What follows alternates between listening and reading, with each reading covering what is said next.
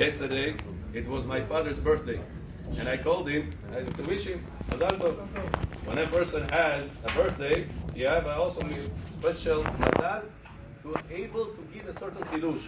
So I asked him, Abba, today's your birthday. Tell us something Chidush, something that you learned something new, or something came up to you new. He told me very interesting Chidush. I didn't see it ever in my life. It says, the Gemara in Masechet Kiddushin, Daf Lamed Aleph, is telling us who is greater in Hashem's eyes. Whoever is obligated to do a mitzvah and he does it, whoever is not obligated to do it and he does it. In the worldly eyes, in the goyish eyes, in everybody's eyes, is in Bukhari say, no gufta, tayo. I didn't even say to him, it's already prepared. It says, like how good person he is. I didn't even ask for the coffee, he already brought me a cup of coffee. It's unbelievable.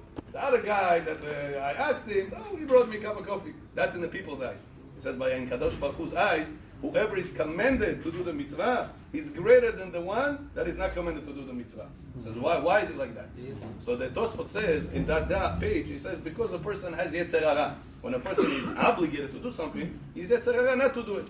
However, when a person is not obligated, he only does it whenever he feels like it. He has a good heart for it, he feels good about it, so he's going to do it. But what if he's not feeling the best about it? Sometimes he'll do it, sometimes he's not going to do it. It's still good. That's the Tosfot explanation. That's not my father's Chidush. The father's Chidush was a nice Chidush. He said that, what is the Chidush that HaKadosh Baruch Hu wants from us? To be obligated in a mitzvah and then do it.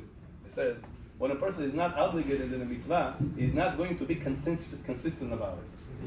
When a person is going to a job that he makes his own schedule. So many times he feels himself, okay, he's slacking over there, he's slacking over here. There is no obligation to a certain schedule. It's a certain mitzvah that you have to do.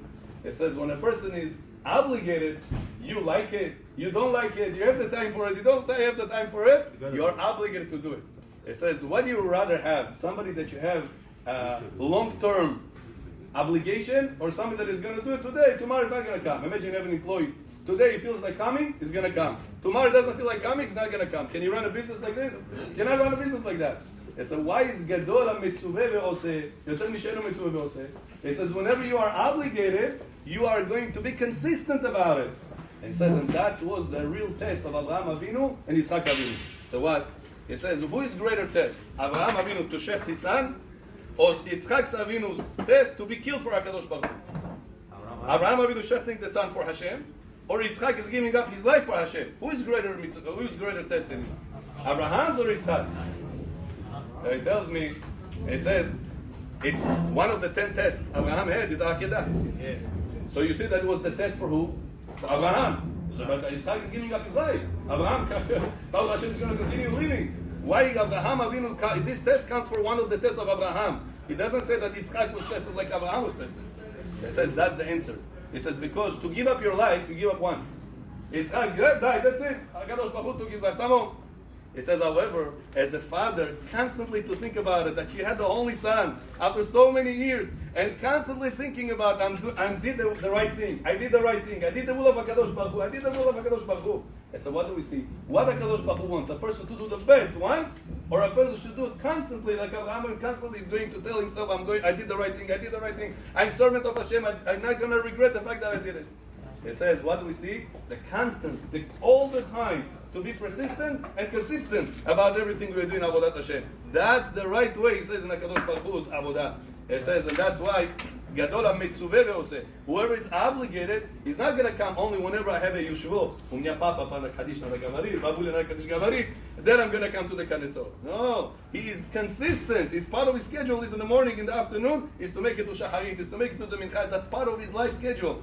It says, because you are consistent, that's HaKadosh Baruch Hu. You are greater in my eyes. Why? An employee that comes every single time to the work. He's not coming whenever he feels like it. He's a better employee in my eyes than somebody that comes only whenever he feels like coming.